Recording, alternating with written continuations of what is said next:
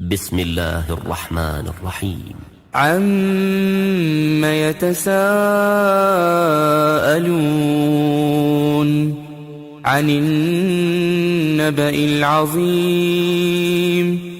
الذي هم فيه مختلفون كلا سيعلمون ثم كلا سيعلمون ألم نجعل الأرض مهادا والجبال أوتادا وخلقناكم أزواجا وجعلنا نومكم سباتا وجعلنا الليل لباسا وجعلنا النهار معاشا وبنينا فوقكم سبعا شدادا وجعلنا سراجا وهاجا وأنزلنا من المعصرات ماء ثجاجا لنخرج به حبا ونباتا وجنات ألفافا إن يوم الفصل كان ميقاتا يوم ينفخ في الصور فتأتون أفواجا وفتحت السماء فكانت أبوابا وسيرت الجبال فكانت سرابا إن جهنم كانت مرصادا للطاغين مآبا لابثين فيها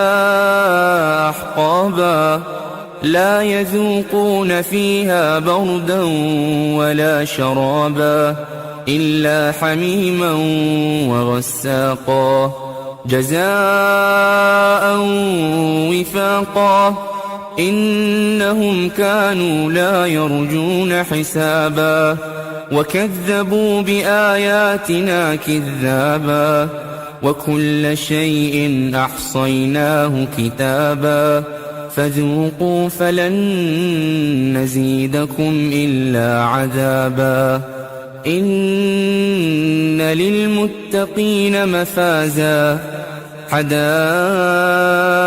وأعنابا وكواعب أترابا وكأسا دهاقا لا يسمعون فيها لغوا ولا كذابا